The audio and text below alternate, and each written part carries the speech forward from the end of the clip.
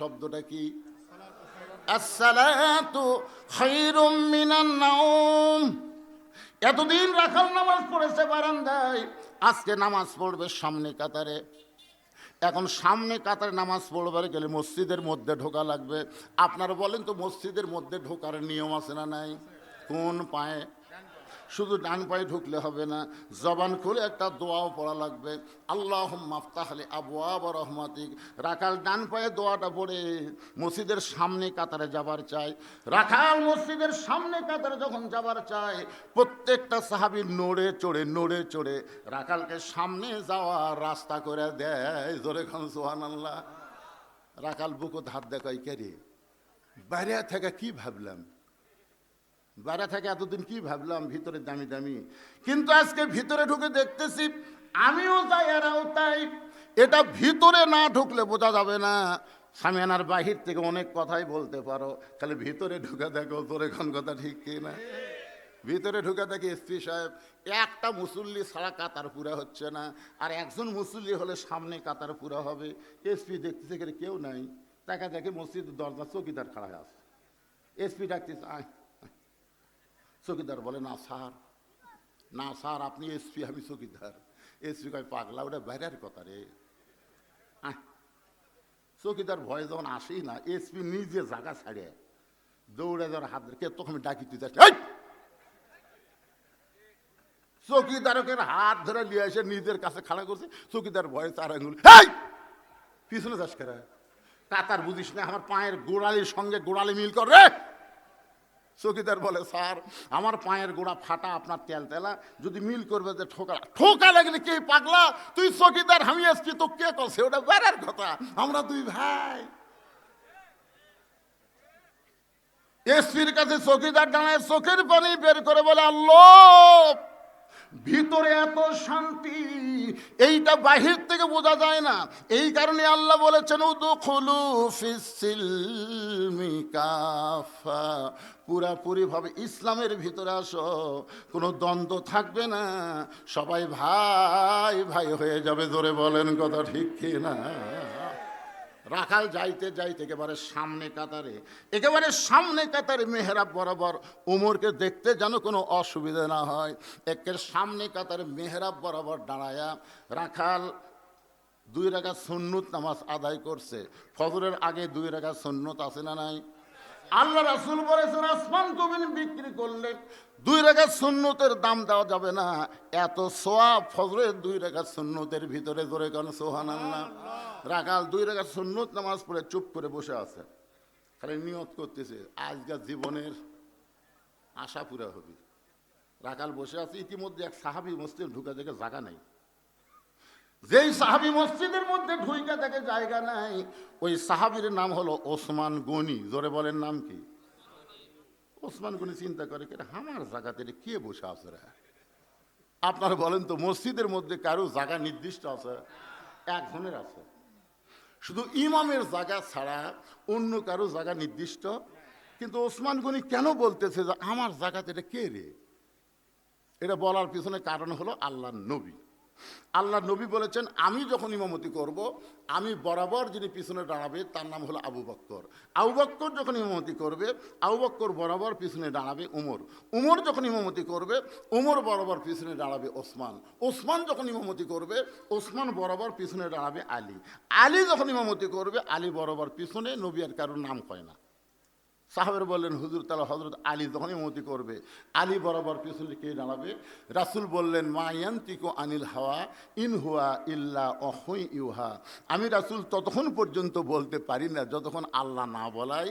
এ আলী পর্যন্ত হলো খোলাফায়ে রাশিদিন। তাহলে হযরত উমর যখন ইমামতি করবে, উমর বরাবর পিছনে কে দাঁড়াবে? জোরে কর না, কে দাঁড়াবে? কিন্তু আয়েশা থেকে জায়গা দখল। খুতবার মধ্যে ইমাম সাহেব আপনাকে শোনায়, আল হায়াউন ওসমান অত্যন্ত শরমান্দে ছিল।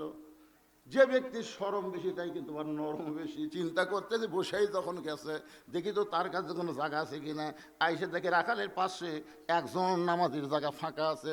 ওসমান গুন এই ফাঁকা জায়গায় দাঁড়িয়ে 2 রাকাত সুন্নত নামাজ পড়ার পরে রাখালের দিকে 3 বার তাকাছে।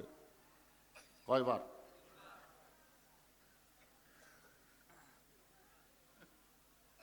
তিনবার যেই তাকাছে, এই মিয়া বারবার কি দেখিস মিয়া? আপনি কোনোদিন মূর্খ লোকের দিকে তাকাছেন? খালি তাকিয়ে দেখবেন কি গরম হয়। রাখাল হচ্ছে একটা মূর্খ মানুষ। ওসমান গনি তিনবার তাকাছে, একবার তাকলে তা হয়, তিনবার তাকাছে সরম যে বেশি, বুঝলেন? বেশিক্ষণ ধরে টাকা থাকেনি, মানে সরম হলে যা হয়। রাখাল যে এই মিয়া বারবার কি দেখিস মিয়া, সঙ্গে সঙ্গে ওসমান গনি ভয়ে দাঁড়িয়ে গেছে।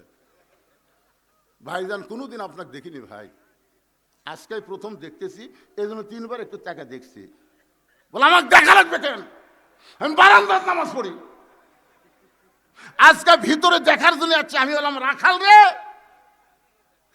যেই কইছে আমি হলাম একজন রাখাল, ওসমান গনি মুস্কি মুস্কি হাসতেছে। মুস্কি মুস্কি হাসার কারণ হলো রাখাল যারা হবে তাদের ভাষা নরম হলে হবে না, রাখালের ভাষা গরম হওয়া লাগবে। আল্লাহ রাসূল বলেছেন প্রত্যেকটা অভিভাবককে আল্লাহ রাখালের দায়িত্ব দিয়ে দুনিয়াতে প্রেরণ করেছেন।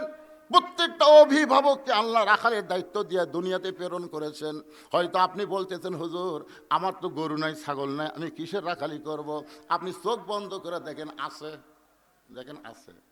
আপনার বাড়িতে 42 বছরের একটা গাভী আছে, আপনার বাড়িতে 22 বছরের একটা আইডিয়া আছে, আপনার বাড়িতে 17 বছরের একটা বকনা আছে। এটা রূপক অর্থে কইলাম, আসল অর্থ হলো 42 বছরের একটা বউ আছে, মাথার চুল বেচা খায়। আপনার একটা আইডিয়া 22 বছরের ছেলে আছে, কোরআনের মাহফিলে না বসে বেড়া ঘুর ঘুর করতেছে। আপনার একটা 17 বছরের বকনা আছে, হাই হিল পরে কিল কিল করে গোটা সিলিমপুর ঘুরে বেড়ায়।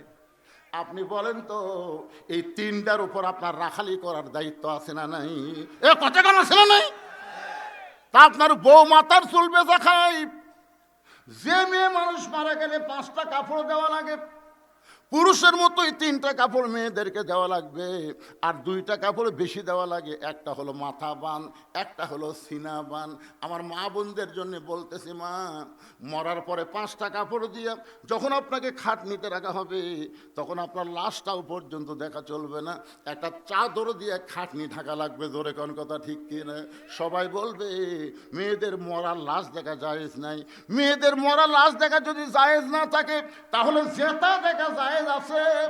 এই কারণে আল্লাহ বললেন অকরনা ফি বুয়ুতিকুন্না ওয়ালা তাবাররাজনা তাবাররুজাল জাহিলিয়াতিল উলা।